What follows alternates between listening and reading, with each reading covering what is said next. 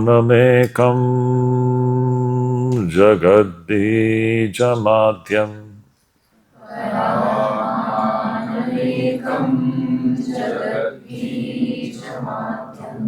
निरीहं निराकारमोङ्कारवेद्यम्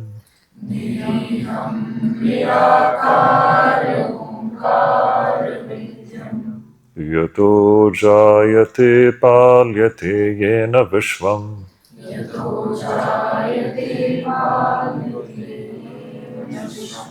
तमीशं भजे लीयते यत्र विश्वम्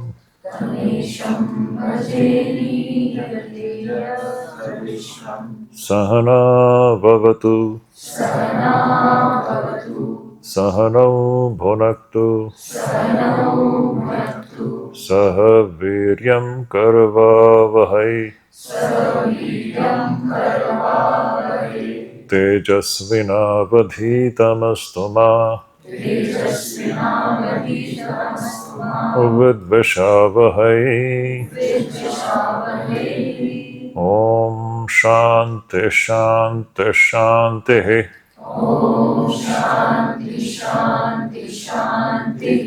हरिः ॐ।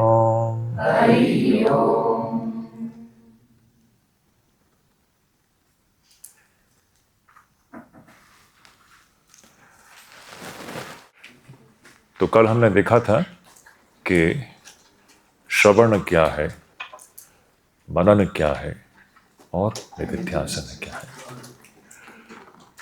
सो हम शास्त्र से और गुरु के माध्यम से हमें सत्य वस्तु क्या है यह हमको समझ में आता है, और फिर उसके अनुसार फिर जब मन का व्यापार जब चलता है तो हमारे पूरे मन को एक नई दिशा मिल जाती है, मन के व्यापार को एक नई दिशा मिल जाती है, जो हम शास्त्र हमारे जीवन में आने से पहले हमारे जीवन में वह दिशा नहीं थी।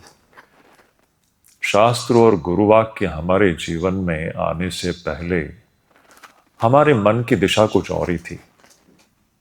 वो इंद्रियों के पीछे पीछे पीछे भाग रहा था। हमारी जो युक्ति है और जो भी हमारा जो मन का व्यापार है वो इंद्रियों के पीछे पीछे चल रहा था। लेकिन शास्त्र और गुरु से अवगत, गुरु के शब्दों से अवगत होने पर अब मन के व्यापार की जो दिशा है वो बिल्कुल अलग ही है। अब हमारी युक्ति जो है वो श्रुति आधारित हो जाती है, श्रुति अनुसारित हो जाती है। गुरु के शब्दों के अनुसार हमारी युक्ति चलने लगती है। ये बिल्कुल एक नया डेवलपमेंट है हमारे जीवन में, और ये जब होता है इसकी अंतिम परिणति निधिध्यासन के द्वारा आत्मानुभूति होती है। इसकी जो अंतिम परिणति जो है आत्मानुभूति के द्वारा हम अपने स्वरूप को जान लेते हैं। तो ये प्रक्रिया है श्रवण, मनन और निधिध्यासन। फिर हमने कल देखा था कि विवेक क्या है। एक उदाहरण के माध्यम से हमने देखा था। वो उदाहरण देखो अब चलेगा 10 दिन। वह उदाहरण हर पद पद पर वह उदाहरण देखोगे कैसा हमारे जीवन में लागू होता है। हम हर कदम पर हम क्या कर रहे हैं, हम दो चीजों को हम गलत समझ रहे हैं। दो चीजों के बीच में हम इन दो चीजों को इस तरह से हम मिला देते हैं कि एक को हम दूसरा समझ लेते हैं। Mixing up of two things, and this is happening every day in our lifes. It is happening. एक चीज को दूसरा समझ लेना, जिस प्रकार मगरमच्छ को लकड़ा समझ लेना। और जब हम गलत समझ लेते हैं तो उसका परिणाम भी दुखद ही होता है। परिणाम देखिए हमारे जीवन से संबंधित है। अब पूरा इसके मूल में प्रश्न ये है कि हम जीवन में यहां पर हर जीव जंतु जो है वो दुखी क्यों है, वो पूर्ण क्यों नहीं है, हम पूर्णता क्यों नहीं प्राप्त करते हैं। हम जिस प्रकार अपने जीवन को जी रहे हैं उस प्रकार से यहां पर कोई भी सुखी क्यों नहीं होता, कोई भी पूर्णता को क्यों नहीं प्राप्त करता? नहीं हो रहा है। अभी हो रहा है कि नहीं, यह भी एक प्रश्न है। बहुतों को लगता है कि हो रहा है, यह भी है। हमारी युक्ति, हमारी बुद्धि ऐसे कहती है। स्वामी जी आप कैसे कहते हैं? देखिए बहुत लोग सुखी हैं यहां पर, देखिए पैसे वाले हैं, ये तो सुखी हैं, आप कैसे कह रहे हैं कि लोग सुखी नहीं हैं? अभी अपने आप में एक मुद्दा है, सुखी है क्या? सिर्फ धन प्राप्त करने मात्र से कोई भी मनुष्य सुखी हो जाता है क्या? क्या दुनिया में जितने भी धनी लोग हैं या जो जिनके पास धन संपत्ति है वो सभी क्या सुखी है क्या वास्तविक रूप में? ये एक प्रश्न है। ये सब इन्वेस्टिगेशन के विषय हैं। हमें इन्वेस्टिगेट करके हमें हमारे ही कंक्लूजन पर पहुंचना होगा, हमारे निष्कर्ष पर हमें पहुंचना होगा। तो ये इस प्रकार, तो विवेक क्या है? हम एक चीज को दूसरा समझ लेते हैं और उसका परिणाम उस प्रकार होता है। तो विवेक में क्या होता है? स्पष्टता। मुझे कहना है स्पष्टता। जब स्पष्टता आती है, जब हम मगरमच्छ को मगरमच्छ के रूप में देखते हैं, तो हमारा जो स्वभाव या हमारा जो आचरण उसके संदर्भ में एक प्रकार का होगा। अगर हम मगरमच्छ को मगरमच्छ जानेंगे तो कभी भी हम उसकी ओर नहीं जाएंगे, उसके पास नहीं जाएंगे। लेकिन आप मगरमच्छ को अगर लकड़ा समझ रहे हो तब तो आप उसके पास जाओगे और उसका परिणाम भी दुखद होता है। यह हमारे जीवन। तो विवेक का क्या मतलब है? दो चीजों के बीच में स्पष्टता। It's a clarity about what is what, और उसको कंफ्यूज नहीं करना, उसके विषय में भ्रमित नहीं होना, इसी को विवेक कहते हैं। और इस विवेक को चूड़ामणि कहा गया है, मुकुटमणि कहा गया है, क्योंकि इससे बढ़कर और भी कोई चीज है ही नहीं जो कि जीवन को सही दिशा में ले जाए। ये विवेक ही है जो मनुष्य जीवन को सही दिशा प्रदान करती है। तो ये बात, तो ये हमने कल देख लिया था। फिर हमने कल जो पहला जो श्लोक था उसमें एक बहुत बड़ा सिद्धांत हमारे सामने रखा गया था कि ये जो परम सत्य जो है, परम जो सत्य वस्तु जो है, सच्चिदानंद ब्रह्म जो है, ये कभी भी इंद्रियों का विषय नहीं हो सकता। ये इंद्रिय गम्य नहीं है। तो कैसे गम्य है? ये तो इंद्रियातीत है, मन बुद्धि के भी अतीत है। तो गुरु के शब्दों के पीछे पीछे जब मन चलने लगता है, हम मन के ही परे चले जाते हैं। मन और बुद्धि के परे जा करके अपरोक्ष रूप से हम उस सत्य वस्तु को अनुभव करते हैं। तो इसको अनुभव करने की प्रक्रिया श्रवण, मनन, निदिध्यासन के द्वारा हम अपने ही देहेंद्रिय संघात के परे जा करके उस सत्य वस्तु को हम अपरोक्ष रूप में उसको हम लोग अनुभव करते हैं। तो इसको अनुभव करने की जो प्रक्रिया इंद्रियों से नहीं है, लेकिन इंद्रियों से ऊपर उठ करके इसको किया जाता है, शास्त्र के शब्दों को फॉलो करके। तो ये बहुत बड़ा सिद्धांत हमने देखा। अब आज का हमारा इस सत्र का मुख्य विषय ये होगा कि इस मनुष्य जीवन की या मनुष्य शरीर की दुर्लभता, इस सृष्टि में सबसे दुर्लभ चीज क्या है? यह प्रश्न है। इस सृष्टि में सबसे दुर्लभ चीज क्या है? हम इस पहले श्लोक को हम चैंट कर लेते हैं, फिर उसका अर्थ देखते हैं। बहुत ही महत्वपूर्ण, अति सुंदर ये दो श्लोक हैं। देखिए, आप लोग मेरे पीछे पीछे चैंट कीजिए। जंतूनां नर जन्म दुर्लभमतः पुंस्त्वं ततो विप्रता तस्माद् वैदिक धर्म मार्ग परता विद्वत्वमस्मात् परम् आत्मानात्मविवेचनं स्वनुभवो ब्रह्मात्मना संस्थिति मुक्तिर्नो शतजन्मकोटिसुकृतैः पुण्यैर्विना लभ्यते दुर्लभं त्रयमैवैतत् देवानुग्ररहेतुकम् मनुष्यत्वं मुमुक्षुत्वं महापुरुष संश्रयः। भगवान भाष्यकार यहां पर कह रहे हैं कि मुक्तिर्नो शत जन्म कोटि सुकृतैर पुण्यै विना लभ्यते। मुक्तिर्नो शत जन्म कोटि सुकृतैर पुण्यै विना लभ्यते। इस पूरे ब्रह्मांड में, इस पूरे सृष्टि में सबसे दुर्लभ वस्तु है मुक्ति, मुक्ति, मोक्ष, मोक्ष। अब मोक्ष की हम जब बात करते हैं तो मोक्ष का उल्टा क्या है? बंधन, है ना। जो बंधन में है वही मुक्ति का प्रयास करेगा, है कि नहीं?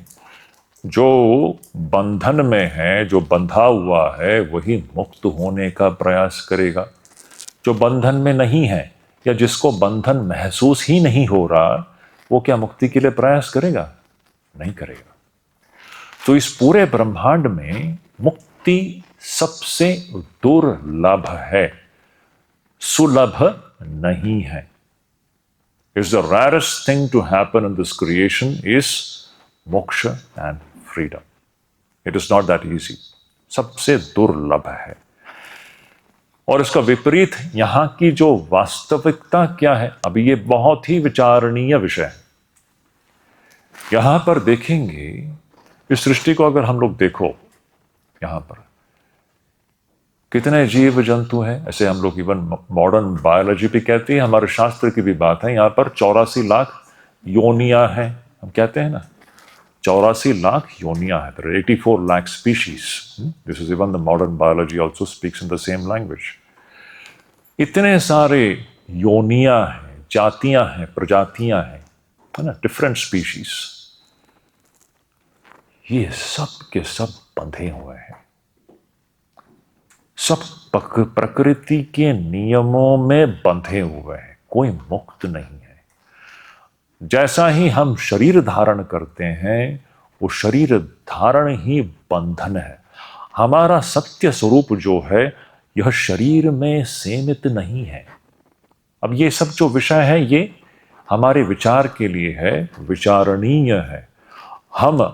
मैं जब हम कहता हूं या मैं कहता हूं, हमारा जो सत्य स्वरूप जो है, वह इस शरीर में सीमित या बद्ध नहीं हो सकता। लेकिन आज की वास्तविकता यह है कि हम अपने आप को शरीर में बंधे हुए पाते हैं। सिर्फ हम ही नहीं, हर जीव जंतु जो है यहां पर सब प्रकृति के नियमों में आबद्ध है। जैसा ही शरीर देह धारण हुआ तो जन्म हुआ तो फिर मृत्यु भी है। और जन्म और मृत्यु के बीच में जितने भी पड़ाव हैं वो सब है। और उस सब के द्वारा, उस सब के अंदर जो जीव जो है ना, विभिन्न प्रकारों से दुख को अनुभव करता है। अब अपने ही जीवन को हमें टटोल करके देखना होगा, अपने ही जीवन के अंदर झांक करके देखना होगा, हम कितने दुखों से गुजर चुके हैं। और हर कदम पर हम देखते हैं कि एक सीमा है, उस सीमा का उल्लंघन आप नहीं कर पाते हो क्या? हमारे जीवन में आप देखोगे, ये जो शरीर में आबद्ध जो जीव है, वो चारों ओर से बंधा हुआ है। वो उसकी एक सीमा है, एक दायरा है। उस दायरे के बाहर वो कदम नहीं रख सकता है क्या? और शरीर के अपने नियम है। वो घटता है, बढ़ता है, आज बीमार है, कल स्वस्थ है, कभी इंद्रियों के द्वारा थोड़ा सा सुख अनुभव करता है, कभी कितने प्रकारों के दुख से उसको गुजरना पड़ता है। इस प्रकार देखोगे ये जो जीव जो है इस शरीर को धारण करने के पश्चात वह सीमाबद्ध हो गया है और विभिन्न अनुभूतियों के अंदर से उसका जो जीवन जो है चल रहा है। अब जन्म हुआ तो अब मृत्यु है, मृत्यु निश्चित है, मृत्यु हुआ तो फिर पुनर्जन्म निश्चित है, और ये पुनरपि जननम पुनरपि मरणम का जो चक्र है यह अनवरत अब चलता रहेगा। यह सृष्टि का यह नियम है। यहां पर हर जीव जंतु इसी प्रकार सब आबद्ध है, कोई भी मुक्त नहीं है। देखो तो बड़े मासूम लगते हैं ये जीव जंतु। देखिए यही है, यहां भी देखिए विवेक ही काम करता है, विवेक काम करना चाहिए। आप किसी गाय को देखोगे, आप हमारे गौशाला में गए थे क्या? गए थे ना? हाँ। आप किसी गाय को देखिए, कितना मासूम प्राणी है, मासूम जीव है, लेकिन वह जीव जो है उस गाय के शरीर के अंदर आबद्ध है, वो बंधा हुआ है, जीव कष्ट में है, हमको समझ में नहीं आता। हम बाहर से उस जीव को देख करके हम लोग मोहित हो जाते हैं, हम कहेंगे कितना मासूम जीव प्राणी है ये। हम किसी एक सुंदर पक्षी को देख करके कहेंगे कि देखो कितना सुंदर पक्षी है। सुंदर पक्षी तो हुई हम बाहरी दृष्टि है, उसके अंदर झांक करके देखो तो जीव कष्ट में है, वो तो बंधा हुआ है, वो प्रकृतियों के नियमों में बंधा हुआ है और उस नियमों का उल्लंघन नहीं कर पाता। और वो जीव देखो, वो जो पक्षी, जिस पक्षी की मैं बात कर रहा हूं, ये पक्षी कितना भयभीत है कि नहीं? आप पक्षी अगर वहां पर बैठा हो, यहां से अगर आप थोड़ा सा कुछ आवाज कर दे, छट से उड़ जाएगा कि नहीं? सब समय भयग्रस्त है। कोई भी ऐसा जीव जंतु है कि जो भयग्रस्त नहीं है? सब भयग्रस्त है। यहां आपने देखा होगा हमारे रास्ते में आते वक्त बहुत से वानर हैं यहां पर, देखा होगा आपने, देखा बहुत सारे वानर हैं यहां पर। जैसे आप लोग जाओगे तो वो दौड़ने लगता है। सब भयभीत है, हर जीव भयभीत है, हर प्राणी भयभीत है। भयाद अग्निस्तपति भयास्तपति सूर्य भयाद इंद्रश्चाग्निश्च मृत्युर्धावति पंचमः। इस सृष्टि में सब जीव जंतु जो है भयग्रस्त है कि नहीं? Is it not the fact? Everybody is gripped by an existential fear. सबके भीतर जो कोर में है ना, उसके भीतर जो उसके मूल में एक अद्भुत प्राकृतिक भय सबके अंदर है। बताओ कौन मुक्त है? मनुष्य भी वैसा ही है कि नहीं? आप भीतर आप झांक करके देखोगे, हम सब के अंदर ये भय काम करता है, असुरक्षितता का जो भाव है काम करता है कि नहीं? हर व्यक्ति अपने आप को कहीं ना कहीं असुरक्षित ही पाता है, भले परिवार के बीच में भी हो, लोगों के बीच में भी हो, लेकिन हमारे अंदर जो एक भय और असुरक्षितता का जो भाव है वो जाता है क्या? ये बंधन है। अच्छा, क्या ये हमारा सत्य स्वरूप है क्या? हमारा सत्य स्वरूप यह नहीं है। यही हमें गुरु और शास्त्र हमें बताते हैं कि बच्चों जान लो, ये आपका सत्य स्वरूप नहीं है। तो मैं ये क्यों कह रहा हूं? अब मोक्ष की जब बात करते हैं, मोक्ष को समझने के लिए पहले बंधन को समझना होगा। क्या हमको सचमुच ही महसूस हो रहा है कि हम बंधन में हैं? अगर आप सचमुच ही बंधन को अनुभव करना शुरू कर दोगे या आप जान जाओगे तो ये तो मैं कैसे ऐसे बंध गया हूं, शरीर के अंदर सीमाबद्ध हो गया हूं। एक स्त्री शरीर है, एक पुरुष शरीर है, और इस स्त्री पुरुष शरीर के माध्यम से हम तो सिर्फ उसमें ही हम लोग बंधे हुए हैं। क्या यही हमारा सत्य स्वरूप है क्या? एक बहुत बड़ा प्रश्न है। तो ये सृष्टि में सभी जीव जंतु जो है सब बंधन में है, कोई भी मुक्त नहीं है। अब इस पूरे सृष्टि में इस बंधन से मुक्ति पाना यह सबसे दुर्लभ चीज है। और तो मुक्ति सबसे दुर्लभ है, कोई भी मुक्त नहीं है। इस सृष्टि में कौन मुक्त है बताइए मुझे? एक जरा बताइए, अब कौन मुक्त है? आप कोई सोच सकते हैं कि हाँ हम कह सकते हैं कि नहीं ये मुक्त है? कोई एक जीव जंतु हम कह सकते हैं कि मुक्त है? कोई मुक्त नहीं है। सिर्फ कुछ इने गिने कुछ ब्रह्मज्ञानी पुरुषों को छोड़ करके कोई भी मुक्त है ही नहीं। सब बंधे हुए हैं, सब प्रकृति के नियमों में आबद्ध है, सब प्रकृति के गुलाम है। ये हमारी वास्तविकता है। अब मुक्ति सबसे दुर्लभ वस्तु है, लेकिन मुक्ति की प्राप्ति कौन कर सकता है? कोई भी जीव जंतु नहीं कर सकता, सिर्फ मनुष्य ही कर सकता है। इसलिए पूरे सृष्टि में इस मनुष्य शरीर में जन्म प्राप्त करना यह सबसे दुर्लभ चीज है, कठिन चीज है। और मनुष्य शरीर से ही मुक्ति का प्रयास जो है उसकी शुरुआत होती है। कोई गाय है, कोई बकरी है या कोई वानर है, वह मुक्ति का प्रयास भी नहीं कर सकता, क्योंकि उसके अंदर वो क्षमता नहीं है, वह योग्यता नहीं है। लेकिन ये मनुष्य शरीर में ही यह योग्यता है कि वो मुक्ति के लिए वो प्रयास कर सकता है, प्रयत्नशील हो सकता है।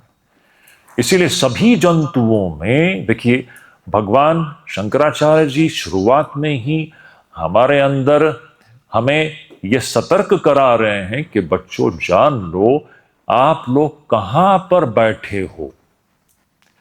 इस बात को जान लो, इसको थोड़ा सा महसूस करने का प्रयास करो कि आप लोग कहां पर बैठे हो।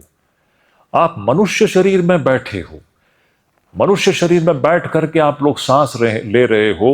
वो गाय भी सांस लेता है, वो बंदर भी सांस ले रहा है, लेकिन वो बंदर और वो गाय जो है वो मुक्ति के लिए वह प्रयास नहीं कर सकता। हम कर सकते हैं, आप कर सकते हो। तो ये उसका महत्व है। मनुष्य शरीर में जन्म लेने का महत्व जो है ये हमें समझा रहे हैं भगवान शंकराचार्य जी। उसके पीछे का मूल उद्देश्य ये है कि इस मनुष्य शरीर का हम सदुपयोग करें, इसका दुरुपयोग ना हो। इस मनुष्य शरीर में जन्म लेने का एक महत उद्देश्य है। अगर उस उद्देश्य की प्राप्ति अगर नहीं होती है तो यह मनुष्य जीवन की विफलता है। यह बहुत बड़ा एक दुर्घटना या दुर्भाग्य की बात है। तो हमें शुरुआत में ही हमें सचेतन कराया जा रहा है कि बच्चों जान लो, इस मनुष्य शरीर में जन्म लेने का क्या मतलब है। तो पहला जो 3 शब्द अति सुंदर है, कहते हैं जंतु नाम नर जन्म दुर्लभम। ये दुर्लभम शब्द बड़ा महत्वपूर्ण है। इतने सारे जीव जंतु है इस सृष्टि में, उन सभी जीव जंतुओं में मनुष्य शरीर को प्राप्त करना अत्यंत ही दुर्लभ है, कठिन है।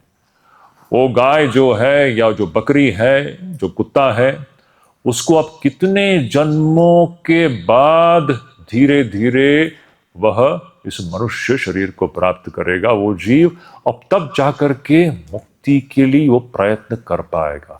उसके पहले तो मुक्ति के लिए प्रयास करना भी संभव उसके लिए नहीं है। समझ रहे हैं? तो उनके पास तो कोई विकल्प है ही नहीं। मनुष्य से अतिरिक्त जितने भी योनियां हैं उनके पास विकल्प है ही नहीं। They don't have an option. उनके पास कोई विकल्प है ही नहीं। उनको बस मशीन की तरह चलता ही रहना पड़ता है।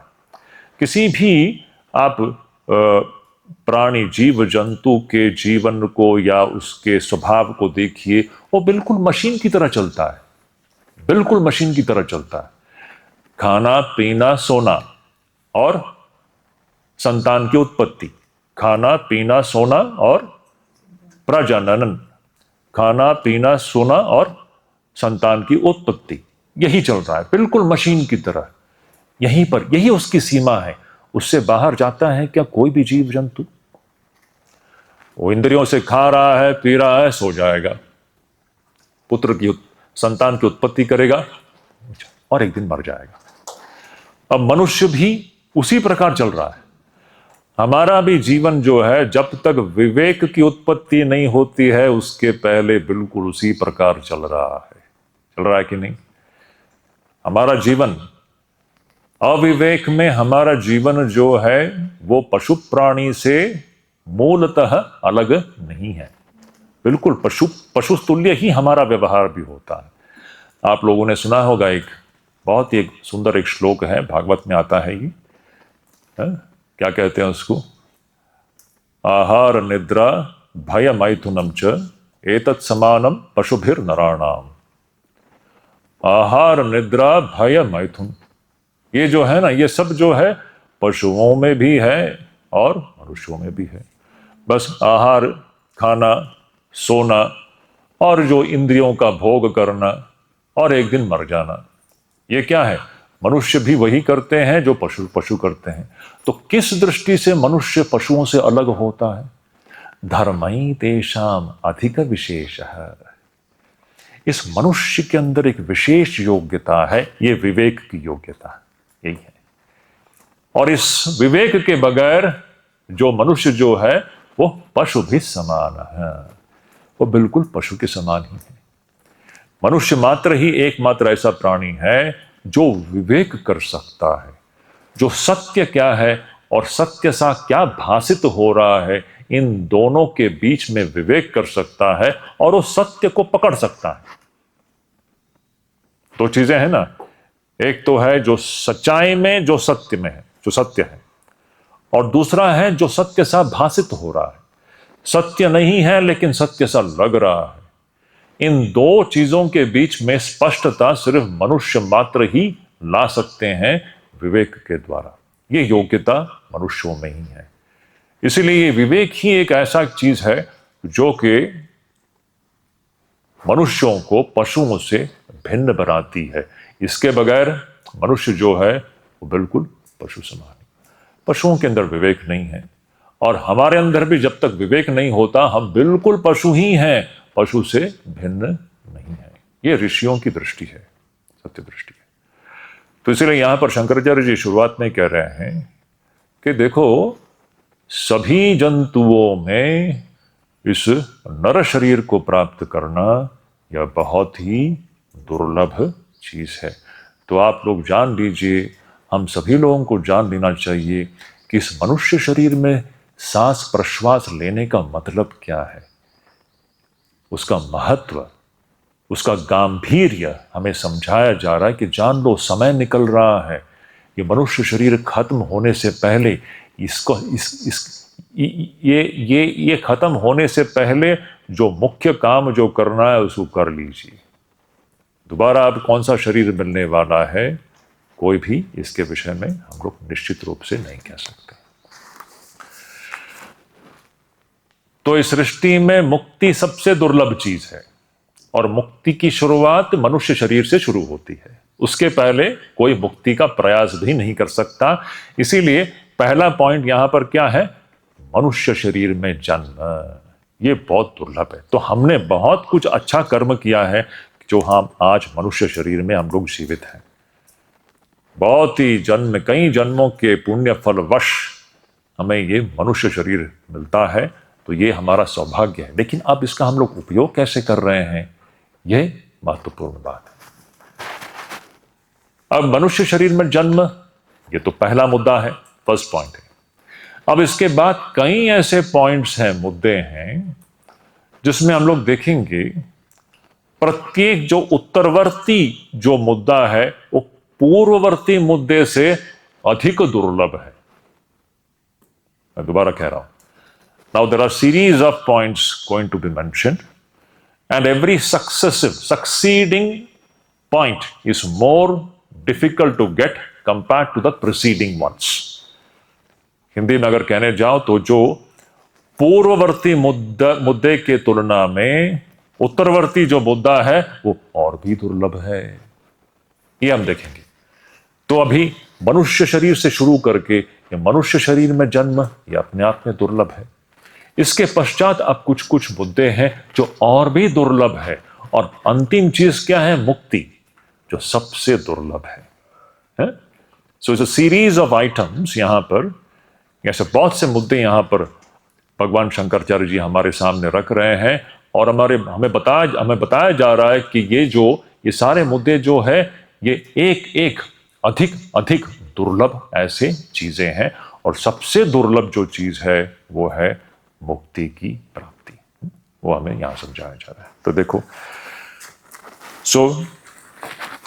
नर जन्म को प्राप्त करना या इस मनुष्य शरीर में जन्म होना, ये दुर्लभ बात है, अति दुर्लभ बात है। उसके बाद क्या है? पुंस्त्वम जंतूनाम नर जन्म दुर्लभम अतः पुंस्त्वम। इससे अधिक और भी जो दुर्लभ है वो है पुंस्त्वम। अभी पुंस्त्वम क्या है? पुंस्त्वम का मतलब है पुरुष शरीर। अब ये थोड़ा सा यहां पर एक मन में एक कंट्रोवर्सी आ जाएगा सभी के मन में, खास करके हमारी बेटियां सोचेंगी कि भगवान शंकराचार्य जी ये कैसे ऐसे मतभेद कर सकते हैं? ये मतभेद नहीं है, मतभेद बिल्कुल भी नहीं है, मतभेद की बात नहीं है। This is not a gender discrimination. यहां पर स्त्री पुरुषों के बीच में मतभेद नहीं हो रहा है। देखिए, ऋषियां जो कहते हैं वो ऐसे ही नहीं कहेंगे, वो वास्तविकता क्या है हमें बता रहे हैं। ये क्यों मतभेद नहीं है? बहुत लोग इसको ऐसे, इसका जो अनुवाद करके वो कहते हैं, हम लोग झट से we come to a conclusion this is a case of gender discrimination. खास करके आज के जो माहौल में है ना, पूरे दुनिया में ऐसा ही है ना, ये women's liberation movement, women's freedom है ना, misogynist attitude. Exactly, this is not misogyny, this is not misogyny, I am telling you. Shankaracharya was the greatest worshipper of the, क्या कहें इसको, डिवाइन मदर। उसके मैं उस विषय में और वहाँ उसमें जाने की जरूरत नहीं है, लेकिन मैं बताता हूँ इसके पीछे का कारण क्या है, क्यों बता रहे हैं। They are going by certain facts. देखो, ये क्यों बताया गया, ऐसा क्यों कह रहे हैं कि पुरुष शरीर को प्राप्त करना और भी दुर्लभ है? क्या पीछे, इसका पीछे की जो साइकोलॉजी क्या है? First of all, it is not a gender discrimination. क्यों? The reason is that, you see, देखो, ये जो हम मुक्ति की बात कर रहे हैं, अभी हमने पहला हमें ये स्पष्ट हो गया कि सृष्टि में सब बंधे हुए हैं कि नहीं। सृष्टि में हर जीव जंतु जो है बंधा हुआ है, प्रकृति के नियमों में आबद्ध है। कोई प्रकृति के नियमों का उल्लंघन नहीं कर सकता। मनुष्य प्रकृतियों के नियमों से ऊपर उठ सकता है, मनुष्य मात्र ही उठ सकता है। दूसरा, कोई भी जीव जंतु जो है इस प्रकृति के नियमों से ऊपर उठने का सामर्थ्य उसमें नहीं है। एक मनुष्य मात्र में ही यह सामर्थ्य होता है, और यह सामर्थ्य स्त्रियों में भी उतनी ही है जितने पुरुषों में है। जहां तक इस सामर्थ्य का जो प्रश्न है, स्त्री और पुरुष में कोई भी अंतर नहीं है। ये पॉइंट बड़ा इंपॉर्टेंट है। शंकराचार्य जी स्वयं कहेंगे इस बात को। मांडुक्य उपनिषद का जो अंतिम जो प्रकरण है, अलात शांति प्रकरण जो है, वहां पर उस भाष्य में शंकराचार्य जी कहते हैं, as far as the capability of men and women to realize one's own true nature is concerned, there is absolutely no difference between men and women. जहां तक मोक्ष प्राप्त करने की योग्यता का प्रश्न है, उस विषय में स्त्री और पुरुषों में कोई भी भेद नहीं है। दोनों में समान रूप से समान योग्यता विद्यमान है। हर स्त्री मुक्त हो सकती है, सब मनुष्य मुक्त हो सकते हैं। तो यहां पर किस अर्थ में शंकराचार्य जी कहते हैं पुंस्त्वम? पुरुष शरीर को क्यों प्रेफर कर रहे हैं? उसका एक कारण यह है, देखिए, यह मुक्ति ऐसा एक उपलब्धि है जीवन में, इस पूरे सृष्टि में पहले तो मुक्ति सबसे दुर्लभ है, और इस मुक्ति को प्राप्त करने के लिए मनुष्य को अपना सर्वस्व लगाना पड़ता है। मुक्ति को प्राप्त करने के लिए मनुष्य को, जीव जंतु, मनुष्य से अतिरिक्त जो जीव जंतु हैं वो तो प्रयास भी नहीं कर सकते हैं, तो हम मनुष्यों की बात कर रहे हैं। मनुष्य ही मुक्ति के लिए प्रयास करेगा, मुक्ति के लिए प्रयास करना जब होता है तो मनुष्य को अपना सर्वस्व उसमें लगाना पड़ता है। ये कोई पार्ट टाइम जॉब नहीं है ना? ये कोई पार्ट टाइम जॉब नहीं है। ऐसा नहीं है कि आप तो आधा दिन एक काम कर लिया और शाम को बैठ करके मुक्ति का प्रयास कर रहे हो। ऐसे नहीं होता। जब मुक्ति केंद्रित हमारा जीवन होता है तो 24/7 365 वो व्यक्ति उसी में अपने आप को लगा के रखता है। तो मुक्ति को प्राप्त करने के लिए मनुष्य को अपना सर्वस्व लगाना पड़ता है। और जब सर्वस्व लगाने की बात करते हैं तब ये समस्याएं आती हैं। स्त्री, हम किसी स्त्री की बात करते हैं। स्त्री एक महिला। आप मुझे बताइए, एक महिला का जो विशेष कार्य क्या है, उसकी विशेष भूमिका क्या है? एक समाज की दृष्टि में देखो, सामाजिक परिप्रेक्ष्य में देखो, पुरुष का अपनी एक भूमिका है, महिलाओं की अपनी एक भूमिका है। पुरुष का अपना एक रोल है और स्त्री का अपना एक रोल है। What is the defining role of a woman? एक स्त्री या एक महिला का जो सबसे डिफाइनिंग, उसका जो कार्य, जो रोल जो है, भूमिका है, वो क्या है? मदर। एक महिला ही है, फीमेल ही है जो एक संतान को जन्म देती है। अब संतान को जन्म देना, 9 महीने एक संतान को अपने कोख में रखना और उसके बाद उसको जन्म देना, अच्छा, वहां पर तो कहानी खत्म नहीं होती। संतान को जन्म देने के बाद 15-20 वर्ष उस संतान का लालन पालन, जब तक वो संतान अपने पैरों पर खड़ा नहीं होता, उसके लिए उस महिला का जो इन्वॉल्वमेंट है अपने संतान के साथ, जो एक प्राकृतिक इन्वॉल्वमेंट है, समझ रहे हैं इस बात को? ये जो प्राकृतिक इन्वॉल्वमेंट है, उससे ऊपर उठना इतना आसान नहीं है। ये एक माता का अपने बच्चे के साथ जो एक संबंध है, हम पुरुष लोग कभी भी समझ नहीं पाएंगे। हम किताबों में पढ़ सकते हैं, लेकिन हम देख भी सकते हैं, लेकिन हम समझ नहीं पाएंगे। एक स्त्री का अपने बच्चे के प्रति या उसके साथ का उसका जो एक प्राकृतिक संबंध है, कनेक्शन है, it's a indescribable kind of a connection which no male can understand. कोई पुरुष नहीं समझ सकता उसको। वो प्राकृतिक है, ऐसा अद्भुत इन्वॉल्वमेंट है। तो देखिए, इस दृष्टिकोण से शंकराचार्य जी कह रहे हैं, पुरुष शरीर में या पुरुष शरीर को प्राप्त करना, ये थोड़ा सा तुलनात्मक दृष्टि से देखो, यह लाभदायक है, इसमें लाभ थोड़ा ज्यादा है। कहने का मतलब, पुरुष शरीर में यह बाधा नहीं है जो बाधा इस स्त्री शरीर में होती है। इस प्रकार की जो बाधा है, where you have to put your whole soul into this great attainment of moksha, जिसके लिए आपको अपना सर्वस्व उसमें देना पड़ता है। ये जो एक पुत्रोत्पत्ति, संतान उत्पत्ति और संतान का जो लालन पालन रूपी जो कार्य है, वो अपने आप में एक बाधा के रूप में आ जाती है।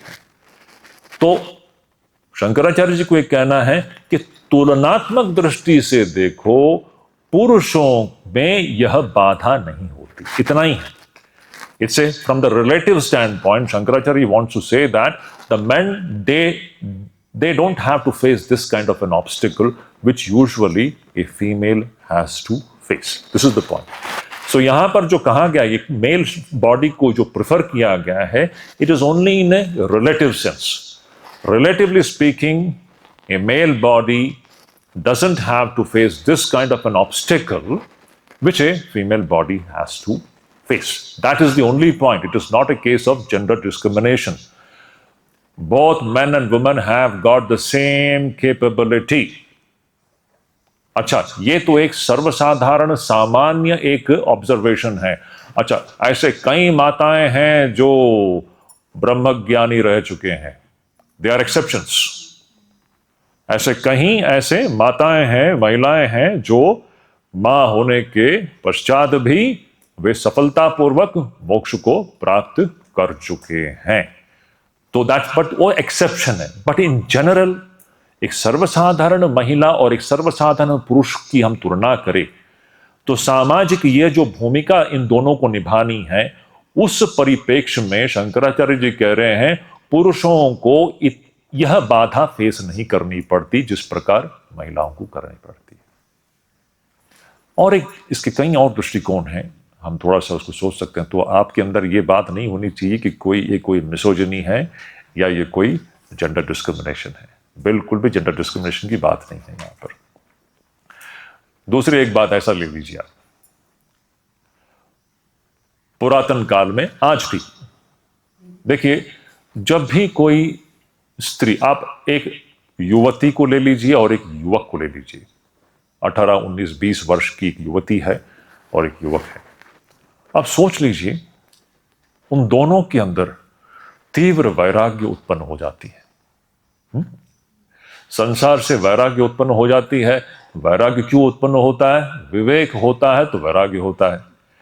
जब आपको समझ में आएगा कि संसार निस्सार है, इसमें कुछ है ही नहीं, ये दिखता है लेकिन है नहीं, जब आपको ये स्पष्ट रूप से समझ में आएगा ये जैसा दिखता है वैसा नहीं है, ये जिस दिन आपको समझ में आएगा ना, आपके अंदर वैराग्य की अग्नि धधकने लगेगी।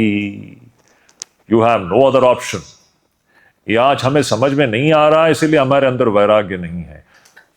ये वैराग्य आना अनिवार्य है जिस दिन हमें ये स्पष्ट रूप से विवेक, स्पष्टता, विवेक मतलब क्या है? स्पष्टता।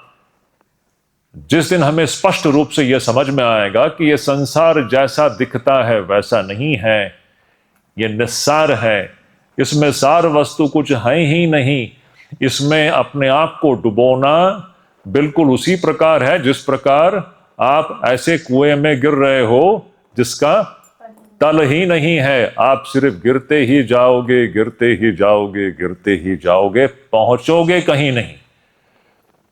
आप दौड़ते रहते हो, पहुंचते कहीं नहीं हो। इस ओर जो हमारी जो जीवन जो है वो बिल्कुल उसी प्रकार है। अब वो एक कहानी थी ना अंग्रेजी में, एलिस इन द वंडरलैंड, उसमें एक पात्र है, वो दौड़ते रहता है, दौड़ते रहता है, दौड़ते रहता है, लेकिन पहुंचता कहीं नहीं है। आपने पढ़ा होगा एलिस इन द वंडरलैंड, बच्चों की किताब है, बहुत सुंदर एक किताब है। स्वामी विवेकानंद उसकी बात करते हैं। स्वामी जी कहते हैं हमारा जो जीवन है बिल्कुल उसी प्रकार है। हम दौड़ते हैं, दौड़ते हैं, दौड़ते हैं, पहुंचते कहीं नहीं, क्योंकि यहां पर पहुंचने के लिए कुछ है ही नहीं इस ओर। यह एक ऐसा एक अद्भुत एक दृश्य है हमारे सामने जहां पर हम सभी लोग फंसे हुए हैं। तो मैं क्यों कह रहा हूं, इस प्रकार किसी भी एक युवती के अंदर अगर एक वैराग्य आ जाता है, उसको समझ में आ गया ये निस्सार है, इसमें कुछ नहीं है। एक युवक युवती दोनों के अंदर इस प्रकार वैराग्य की अग्नि धधकने लग गई है। अब प्रश्न है, पुरातन में काल में क्या होता था? जो वैरागी जो है वो तो तुरंत घर गृहस्थी को छोड़ देगा, सन्यास ले लेता है। सन्यासी होना क्या है? उसको फिर अपने वो तो कोई इंद्रिय भोग नहीं चाहता, वो समझ गया इंद्रियों के भोग में कुछ भी नहीं रखा है, इंद्रियों के भोग में सिर्फ रोग है, ये उसको समझ में आ गया। अब क्यों जाएगा? उसको समझ में आ गया कि ये मगरमच्छ है, अब मगरमच्छ की ओर क्यों जाएगा? समझ रहे हैं? अगर आपको ये समझ में आ गया कि ये मगरमच्छ है तो आप मगरमच्छ की ओर क्यों जाएंगे? आप उसी प्रकार आपको अगर समझ में आ गया ये इंद्रियों का जो भोग है ये भोग नहीं है, ये रोग है, आप उसकी ओर क्यों जाएंगे? नहीं जाएंगे। तो फिर स्वाभाविक जो प्रवृत्ति क्या होती है? सन्यास। अब सत्य की खोज के लिए निकल पड़ना है। ऐसी परिस्थिति में ये जो युवक जो है वो तो घर गृहस्थी को छोड़ करके ऐसे ही बस एक वस्त्र में वो चल पड़ सकता है कि नहीं? वो कहीं भी जा सकता है, किसी जंगल में रह सकता है, किसी के साथ में भी रह सकता है, उसको कोई खतरा नहीं है। एक युवती जो है क्या वो कर पाती है? क्या कुछ खतरा है उसमें, some dangers are involved. A young girl, woman cannot do that. She just cannot walk away like that and go and stay anywhere with anybody. Can she do that? She may try. कुछ भी हो सकता है, लेकिन एक danger सब समय involve है। देखिए ये सारे पॉइंट्स है, तो क्या है ये? ऐसा क्यों कह रहे हैं कि एक पुरुष शरीर एडवांटेजियस है? उनको कहना सिर्फ इतना ही है कि पुरुष शरीर में थोड़ा सा एडवांटेज ज्यादा है, इतना ही है उसका। So it's not a case of, but is this not a fact going back? See, we have to have an open mind. It's not both men and women are equally, let me tell you, equally, it's an equation, they are equal, they are same, there is no distinction. But from the social standpoint, the kinds of role that we are playing, a man is playing a certain kind of a role, and a woman is playing a certain kind of a role. It is from the social standpoint that we are saying that, from the standpoint of the role which a woman plays, that we say that to be born in a male body is slightly advantageous. उसमें कुछ लाभ है जो, और यहां पर बाधा थोड़ा सा ज्यादा है। इसलिए पुरुष शरीर अगर आपको मिलता है तो वो और भी दुर्लभ है। I hope it is clear. और एक मुद्दा मैं कह सकता हूं, अभी ये सब सोशल स्टैंड पॉइंट से, actually this point is purely from the social stand point, from the stand point of the role. आप जो भूमिका निभा रहे हो समाज में, पुरुष एक भूमिका निभाते हैं, स्त्री एक भूमिका निभाती है। सबसे बड़ी भूमिका है वो संतान की उत्पत्ति, वो बहुत बड़ी भूमिका है कि नहीं? 15-20 वर्ष तक उस स्त्री का जो उस संतान के प्रति जो इन्वॉल्वमेंट है, उससे ऊपर उठना इतना, वो उस प्रकार का इन्वॉल्वमेंट पुरुष में नहीं होता, पिता में उस प्रकार का इन्वॉल्वमेंट नहीं होता जिस प्रकार माताओं में होती है। वो अद्भुत प्राकृतिक है, प्रकृति ने उनको ऐसा ही बनाया है, तभी वो माँ है। इसलिए माँ ही तो है बच्चों को का ख्याल रखती है, उस प्रकार कोई भी पिता नहीं रख सकती है, वो अलग ही चीज है उसको।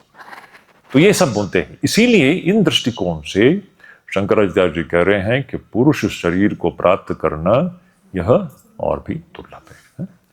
और एक मतलब वो यही है कि देखिए, अभी ये शंकराचार्य जी 1200 वर्ष पहले की बात है। आज समाज बदल गया, लेकिन सच पूछो तो समाज वही है, बदला कुछ नहीं है। It's the same thing, the world remains the same. You may say modern, old, actually the human nature is always same. मनुष्य का जो स्वभाव है, हर जीव, अभी क्या 2000 साल पहले वो हाथी या वानर का स्वभाव अलग था कि आज अलग हो गया? वो हाथी पहले भी वैसे ही था, आज भी हाथी ऐसे ही है। मनुष्य का स्वभाव भी वैसे ही है, कुछ फर्क नहीं पड़ा। आज कुछ टेक्नोलॉजिकल डेवलपमेंट्स हो गए, उसको हम लोग डेवलपमेंट कहते हैं, इतना ही बस। प्रकृति तो वही है, सृष्टि प्रकृति तो वही है, क्या फर्क पड़ा उसमें? तो 1200 वर्ष पहले की जो समाज को अगर हम देखें, जब शंकराचार्य जी के समय की बात, या तब आपको पता है भगवान शंकराचार्य जी के समय ऑलरेडी आक्रांताओं का आक्रमण शुरू हो गया है। और जब भी आक्रांताओं का आक्रमण समाज पर होता है, उसका सबसे पहला जो सबसे बड़ा जो क्या कहें उसको, टारगेट कौन होता है? बनता है। इसलिए फिर देखिए, ये पिछले 1000 सालों में हमारे जो बहनों को या बेटियों को घरों में रखा गया, पर्दा में रखा गया। क्यों? हम लोग बहुत इजीली ब्लेम करते हैं, ब्लेम की बात नहीं है। जब आक्रमण होता है, सबसे पहला टारगेट स्त्री ही होती है। और फिर स्त्री को बचाने के लिए फिर नए नए हमने नियम बनाते गए, उनको अंदर रखा गया, उनको बाहर जाने नहीं देते थे, पर्दा में रखते थे। ये सब आज हम भले उसको क्रिटिसाइज कर सकते हैं, लेकिन उसके पीछे एक कारण है। ऐसा ही हुआ, ऐसा नहीं हुआ, it's a development. So we should have an proper understanding, ये सब क्यों हुआ। आज हम उससे बाहर आ चुके हैं, आज स्त्रियां स्वच्छंद हैं, बिल्कुल मुक्त है? बहुत अच्छी बात है, ऐसा ही होना चाहिए। एक्चुअली इन आक्रांताओं का आक्रमण के पहले अगर आप वैदिक युग में जाओ, स्त्री पुरुष स्वच्छंद थे, स्त्रियां तो सब में थी। दे वर देयर इन, मतलब राज कार्य में, एडमिनिस्ट्रेशन में, सब में होती थी, कोई भेदभाव कभी था ही नहीं। ये इस्लामिक आक्रांताओं के आक्रमण के पश्चात ये सब कुरीतियां इवॉल्व हो गए धीरे धीरे, और वो क्रिस्टलाइज हो गए, और फिर उसका दुष्परिणाम भी निकल गया। लेकिन ये सब this are all the social and historical developments, जो भी हो। तो मैं ये भी कहना चाहता हूं, देखिए, ऐसी किसी परिस्थिति में सबसे बड़ा हानि किसको होता है? पुरुषों को उतना हानि नहीं होता है जितना स्त्रियों को होता है। तो ये सामाजिक समाज की दृष्टि से या सामाजिक समाज में जो एक स्त्रियों की जो भूमिका है, उस दृष्टिकोण से शंकराचार्य जी कह रहे हैं। अभी शंकराचार्य जी उस जमाने में देखे होंगे शायद किस प्रकार स्त्रियों को अब थोड़ा सा लिमिट करना शुरू कर दिए हैं, आक्रांताएं आ रही हैं, तो कहते हैं कि भाई पुरुष शरीर को प्राप्त करना थोड़ा सा एडवांटेजेस है। This is the only meaning of this point, okay. जिसमें कोई जेंडर डिस्क्रिमिनेशन की बात नहीं है। मुक्ति सबके लिए, सब मनुष्यों के लिए है, स्त्री पुरुष में कोई भेदभाव नहीं है। ये हमारा कंक्लूजन है। तो हमारे इस डिस्कशन के लिए हमको इस मुद्दे पर ध्यान देने की जरूरत ही नहीं है। We can just ignore this point. This male body point can be just ignored, but I have just tried to explain. मैंने सिर्फ इसको समझाने का प्रयास किया है कि देखो भाई, ये कोई जेंडर डिस्क्रिमिनेशन की बात नहीं है। बहुत लोग इसको ऐसा समझ लेते हैं कि ये लैंगिक भेदभाव कर रहे हैं शंकराचार्य जी। नहीं, कोई भेदभाव की बात नहीं है, दोनों समान है। और सिर्फ एक तुलनात्मक दृष्टि से देखो तो पुरुष शरीर में रहना, इसमें थोड़ा सा कुछ एक लाभ ज्यादा है, इतना ही है बस। There are slightly it's more advantageous position, that's all. हाँ, कंपैरेटिवली सरल है, कंपैरेटिवली बाधा कम है उसमें, इतना ही बस। कुछ बाधाएं, जैसे कि देखिए स्त्री शरीर में कुछ एक रेगुलर कुछ जो मासिक जो डेवलपमेंट्स होते हैं, ये सब बाधाएं हो जाती है उस पर। प्रकृति ने बनाया है उनको उसके उस एक विशेष भूमिका के लिए, ये सब तो बाधाएं हो जाती है ना, ये तो हमको सबको पता है।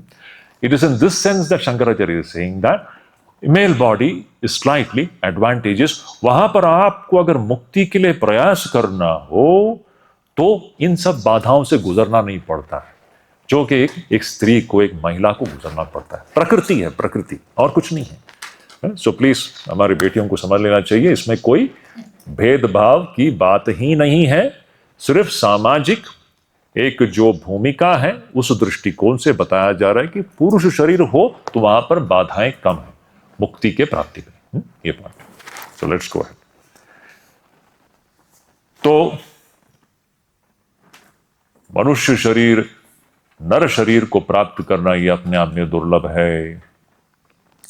इससे अधिक दुर्लभ है फिर क्या है, पुंसम को छोड़ दीजिए, हमको डिस्कस करने की जरूरत ही नहीं है। So let us just drop that, we don't have to pay attention to it, we are all same. ऐसे ही हम लोग आगे बढ़ते हैं, पुंसम को छोड़ दीजिए। अब अच्छा, मनुष्य शरीर में जन्म लेने मात्र से क्या हुआ? आज हमारे पूरे पृथ्वी में मनुष्यों की आबादी क्या है? 8 बिलियन, इज इट नॉट? क्या सभी लोग मुक्ति के लिए काम कर रहे हैं?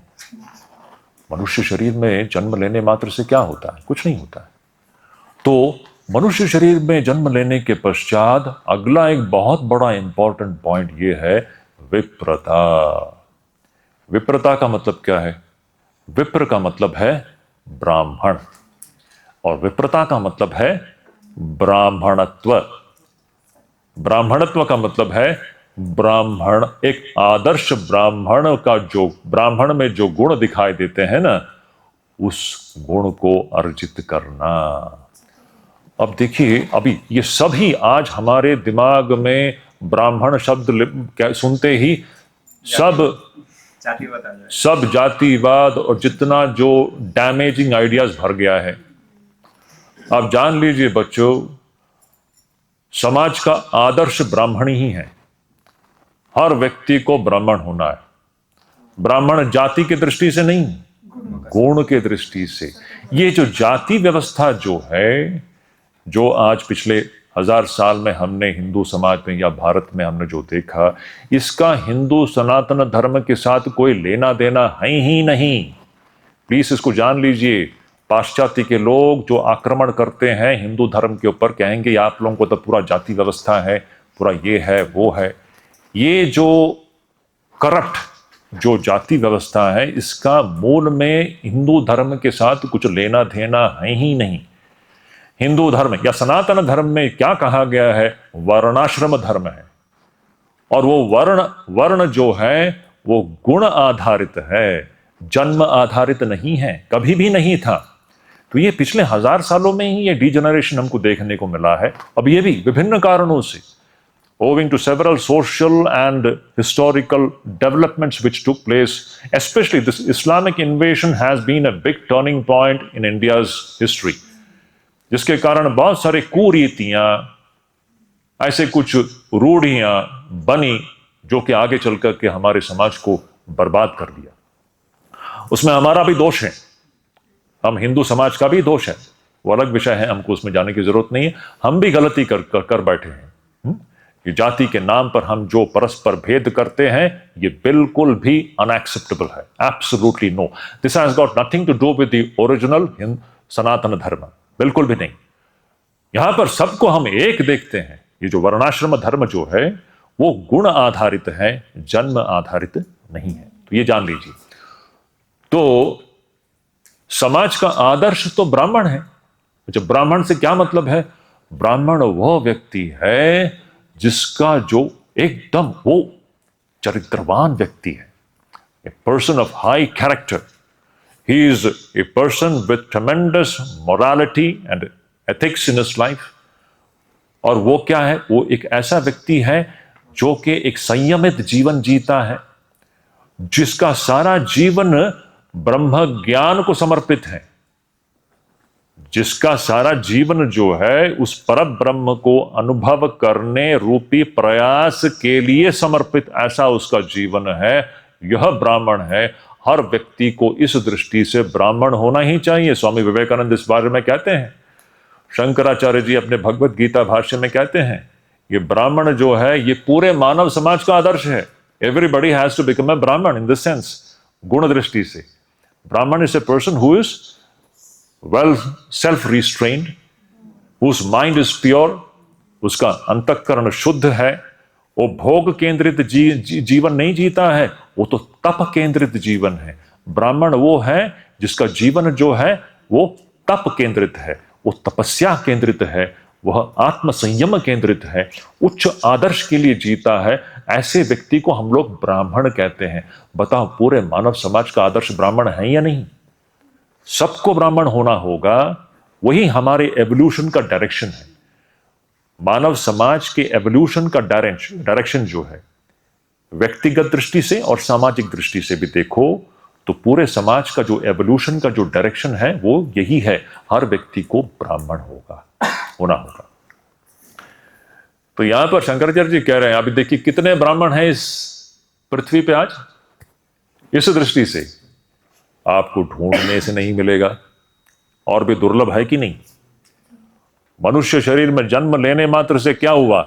ऐसे उच्च कोटि के व्यक्तित्व के लोग कहां हैं जिसका जीवन जो है तपस्या केंद्रित है, जिसके इंद्रियां निग्रहित है, जिसके लिए ब्रह्म को प्राप्त करना ही जिसका जीवन का लक्ष्य है, जिसका जीवन निस्वार्थ है, वो सिर्फ परहित के लिए जीता है। ये सारे ब्राह्मण की परिभाषाएं हैं। ऐसे व्यक्ति कितने हैं? दुर्लभ है कि नहीं? तो मनुष्य शरीर में जन्म लेना दुर्लभ है, उससे भी अधिक कठिन है ब्राह्मणत्व। ये ऐसे गुण कितनों में हैं बताइए? हमारे भारत में कितने ब्राह्मण हैं? असली ब्राह्मण है क्या? पूरे विश्व में नहीं है। ये दुर्लभ है। तो देखिए, सिर्फ मनुष्य शरीर में जन्म लेने मात्र से कुछ नहीं हुआ, फिर ऐसे गुणों का अर्जन करके स्वयं को एक ब्राह्मण के रूप में बनाना, ये और भी कठिन है, और भी दुर्लभ है। अच्छा, अब क्या उससे आगे का मुद्दा जो है वो और भी कठिन है। आगे का मुद्दा क्या है? तस्माद वैदिक धर्म मार्ग परता। उससे भी अधिक कठिन है वैदिक धर्म मार्ग परता। वैदिक धर्म मार्ग में निष्ठा होना यह और भी कठिन है, दुर्लभ है। कितना सत्य बात है। देखिए, शब्द बड़े सुंदर हैं यहां पर, वैदिक धर्म मार्ग। मैं एक प्रश्न करता हूं, मनुष्य के लिए व्यक्तिगत दृष्टि से या सामाजिक दृष्टि से, दोनों दृष्टिकोणों से, एज ए व्यक्ति एंड एज ए सोसाइटी, समाज, बताइए हमारे लिए मार्ग कौन सा है?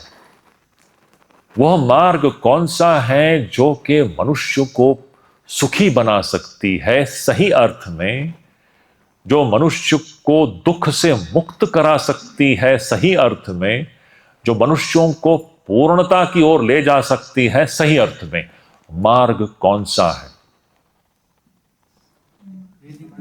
सत्य का मार्ग। प्रश्न है मार्ग। मैं क्यों? अब देखिए, आज हमारे पूरे विश्व में कितने ऐसे इजम्स हैं। अब देखिए, हम लोग आते हैं कम्युनिज्म, कैपिटलिज्म, सोशलिज्म, फ्रॉइडिनिज्म, कांटिनिज्म, हेगलिनिज्म, ये सब फिलॉसफीज है कि नहीं? और इन सब फिलॉसफीज को सब्सक्राइब करने वाले करोड़ों करोड़ों लोग हैं, है कि नहीं? देखो, ये सब एक मार्ग है, किसी ने कोई एक बनाया और उसको लोग फॉलो करते हैं कि नहीं? प्रश्न है। पूरा एक कम्युनिस्ट ब्लॉक है, मार्क्सिज्म। मार्क्स ने कुछ कह करके गए और उसको सब, उनके विचारों को सब्सक्राइब करके अपने जीवन को उसके अनुसार वो लोग जीते हैं। देखिए, बड़ा महत्वपूर्ण मुद्दा है हमारा। पूरे आज पृथ्वी में देखोगे ऐसे कितने इजम्स हैं जिसको लोग स्वीकार करते हैं, स्वीकार करके उसके अनुसार अपने जीवन को जीते हैं। बताइए, वो लोग कहां पहुंचते हैं? दुख का निवारण हुआ क्या कम्युनिज्म से? कैपिटलिज्म से दुख का निवारण हुआ क्या? किसी भी इज्म से दुख का निवारण, ये सब मार्ग है कि नहीं? ये सब एक मार्ग है, एक रास्ता है। कोई इंटेलेक्चुअल आता है, एक बुद्धिजीवी आता है, कुछ बना देता है, उसको एक नाम दे देते हैं, मार्क्सिज्म, ये इज्म, वो इज्म, और लोग उसके पीछे पीछे चलने लगते हैं। मार्ग है कि नहीं? उस मार्ग से बताइए, क्या कम्युनिस्ट ब्लॉक आज सुखी है क्या? हमको कुछ कहने की जरूरत नहीं है, आप सभी लोग विद्वान हो, जानते हो आप लोग what is happening in communist countries. अच्छा, कम्युनिज्म का ठीक उल्टा कैपिटलिज्म। पूरा वेस्ट जो है कैपिटलिस्टिक ब्लॉक है। क्या सुखी है क्या? पूरा समाज का ढांचा टूट करके गिर रहा है। Is it not a fact? Family is collapsing, everything is breaking down. Is this not happening? Communist bloc, ये बाहर से बहुत झकमक झकमक दिखता है, अंदर जाओ तो आप देखोगे कि कितना खोखला है। तो प्रश्न ये है, पूरे मानव समाज को आगे बढ़ने के लिए, आगे बढ़ना क्या, सबको सुखी होना है, दुख से निवृत्त होना है। कौन सा वो इज्म है कि जो मनुष्य को सच्ची अर्थ में दुख से निवृत्त करा सकती है और सुखी बना सकती है? वो कौन सा मार्ग है?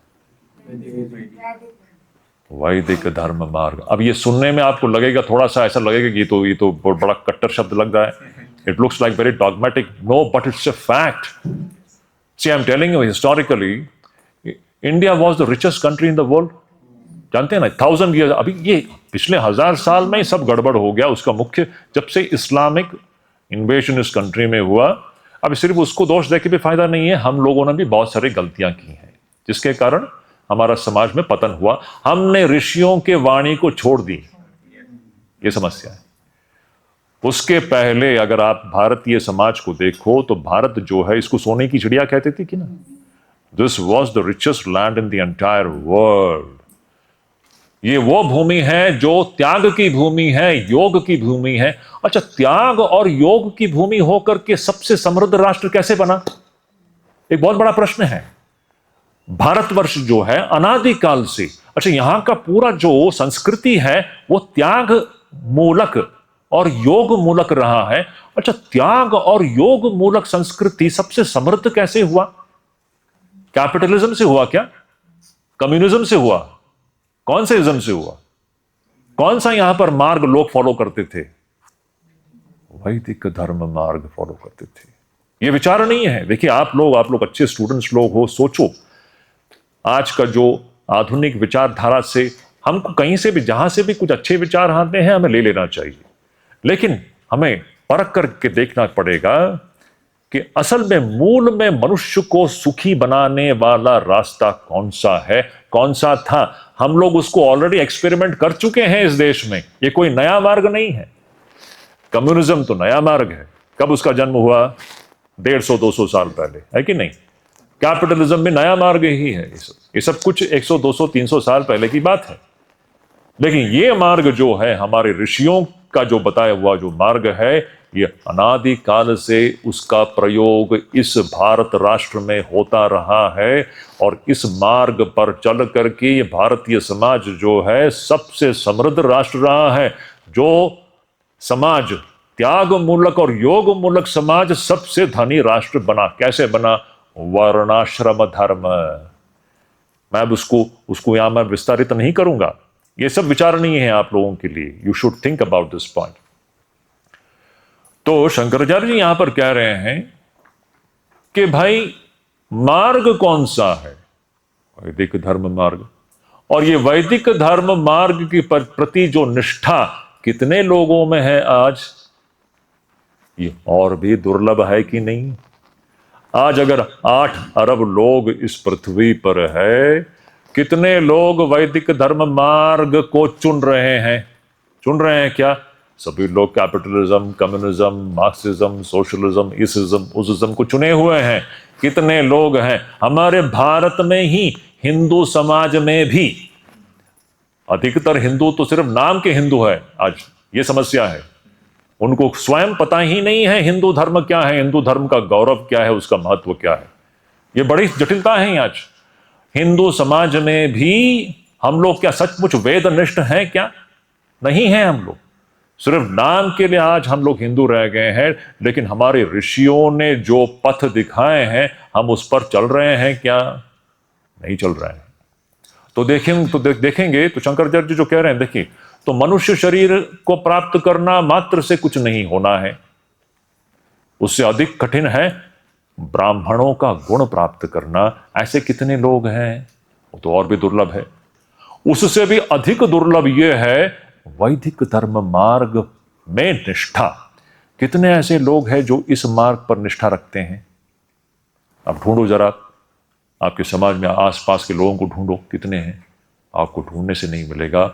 बहुत कम लोग ही हैं जो वेद के बताए हुए मार्ग पर निष्ठा रखते हैं। ये और भी दुर्लभ है। अच्छा, आगे का मुद्दा देखो, फिर क्या है? विद्वत्वम। अच्छा, वेद पर आपकी निष्ठा भले ही हो, निष्ठा होना एक बात है, लेकिन उससे भी कठिन और दुर्लभ बात क्या है? विद्वत्वम। विद्वत्व मतलब क्या है? शास्त्र का ज्ञान। आपको, चलो हो सकता है कि आपको आपके हृदय से वेद पर आपकी निष्ठा है, लेकिन वेद पर निष्ठा होना एक बात है, लेकिन शास्त्र का ज्ञान कितने लोगों को है? और भी दुर्लभ है कि नहीं? कितने आज के परिप्रेक्ष्य में देखो तो बहुत ही दुर्लभ है। कितने लोगों को शास्त्र का ज्ञान है? हम लोगों में। ये शास्त्र से बढ़कर कुछ भी नहीं है। शास्त्र से बढ़कर कुछ भी नहीं है। ये शास्त्र ही है जो हमें सही मार्ग प्रदान करती है। कितने लोगों को शास्त्र का ज्ञान है? ये और भी दुर्लभ है, शास्त्र का ज्ञान। अच्छा, शास्त्र का ज्ञान भले ही चलो अभी किसी ने प्राप्त कर लिया, अब शास्त्र के ज्ञान को प्राप्त करने मात्र से सब कुछ हो गया क्या? नहीं हुआ, क्योंकि शास्त्र जो बता रही है उसका अनुशीलन कितने लोग करते हैं, वो और भी दुर्लभ है। शास्त्र का हो सकता है बहुत सारे ऐसे पंडित हैं, संस्कृत के पंडित हैं जो शास्त्र का बहुत ज्ञान रखते हैं, लेकिन आचरण में उतरता है क्या? और भी दुर्लभ है, कठिन है। अब शास्त्र क्या कहती है? शास्त्र आपको यही बताएगा, आत्मा अनात्मा विवेचनम, है ना। अगला मुद्दा क्या है ना, विद्वत्व के बाद क्या है? आत्मा अनात्मा विवेचनम।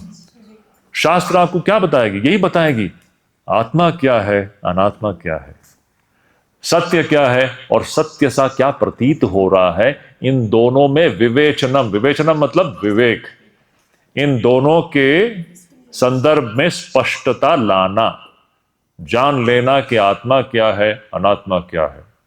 ये तो और भी दुर्लभ है कि नहीं?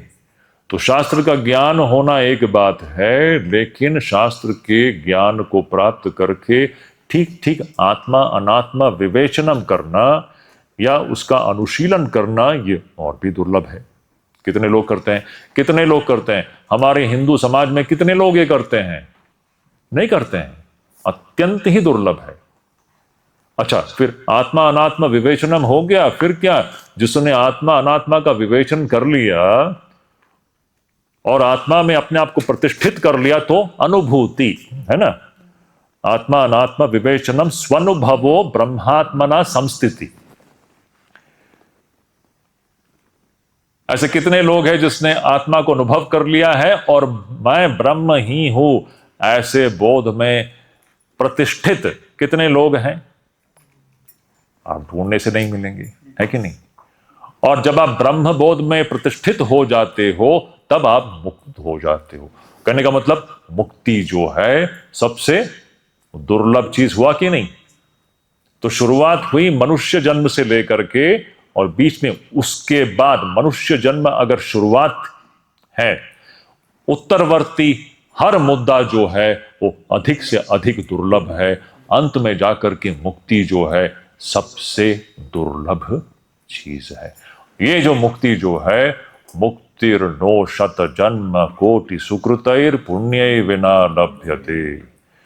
ये अनंत, हमारे अतीत के अनंत जन्मों में किए हुए कोटि कोटि सत्कर्मों के फल के बगैर ये मुक्ति की प्राप्ति होना संभव नहीं है। ये मुक्ति जो है सबसे दुर्लभ वस्तु है, और उसकी शुरुआत मनुष्य शरीर में जन्म से उसकी शुरुआत है, और उत्तरवर्ती हर मुद्दा जो है वो अधिक से अधिक दुर्लभ है, और सबसे दुर्लभ जो है वह मुक्ति है। तो देखिए, एक सुंदर एक चित्र हमारे सामने रख रहे हैं शंकराचार्य जी, जिसके द्वारा शंकराचार्य जी हमें बता रहे हैं, देखिए मनुष्य जीवन का मुख्य उद्देश्य क्या है? इस मोक्ष को प्राप्त करना। मोक्ष की प्राप्ति तब होगी जब हम अपने सत्य स्वरूप को जानेंगे। ये सत्य स्वरूप को, मैं कौन हूं, जब इस प्रश्न का उत्तर, अनुभवात्मक उत्तर जिस दिन हमें मिलेगा, उस दिन हम अपने मुक्त स्वरूप को हम जानेंगे, हम मुक्त होंगे। ये हमारा लक्ष्य है। इसको आप सुन लीजिए। अभी कितने पल्ले पड़ेगा नहीं पड़ेगा ये अलग बात है, लेकिन यह जो है मनुष्य जीवन का परम उद्देश्य और लक्ष्य है हर व्यक्ति का। और यह स्त्री पुरुष दोनों भी प्राप्त कर सकते हैं, समान रूप से प्राप्त कर सकते हैं, उसमें कोई भी भेद नहीं है। ये सिद्धांत है। फिर आगे शंकराचार्य जी कह रहे हैं, यही भाव है तीसरे श्लोक में भी, दुर्लभम त्रयमैवैतत् देवानुग्रह हेतुकम मनुष्यत्वम मुमुक्षुत्वम महापुरुष संश्रय।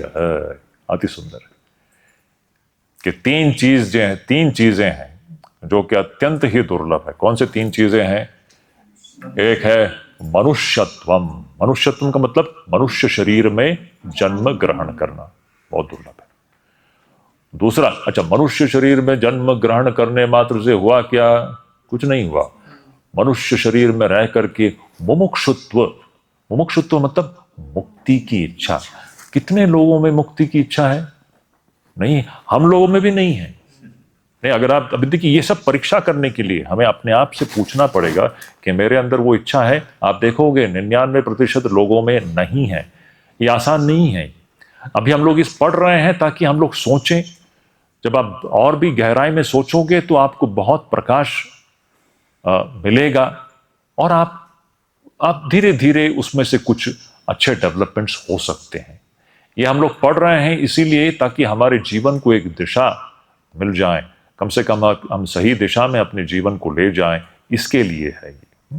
लेकिन मुक्ति की इच्छा देखो इतना आसान नहीं है, हमारे अंदर नहीं होती। और फिर अच्छा, मुक्ति की इच्छा भी अगर हो, मनुष्य शरीर में जन्म भी हो गया आपका, मुक्ति की इच्छा भी आ गई, उसमें से भी नहीं होने वाला, उससे अधिक दुर्लभ चीज क्या है? महापुरुष संश्रय है। एक सत गुरु का जो गाइडेंस, ये और भी दुर्लभ है। और शंकराचार्य जी कह रहे हैं, किसी को भी अगर ये तीनों वस्तु अगर प्राप्त है तो जान लेना चाहिए ये ईश्वर के अनुग्रह से ही होता है। दैवानुग्रह हेतुकम, ये ईश्वर के अनुग्रह से ही यह संभव होता है।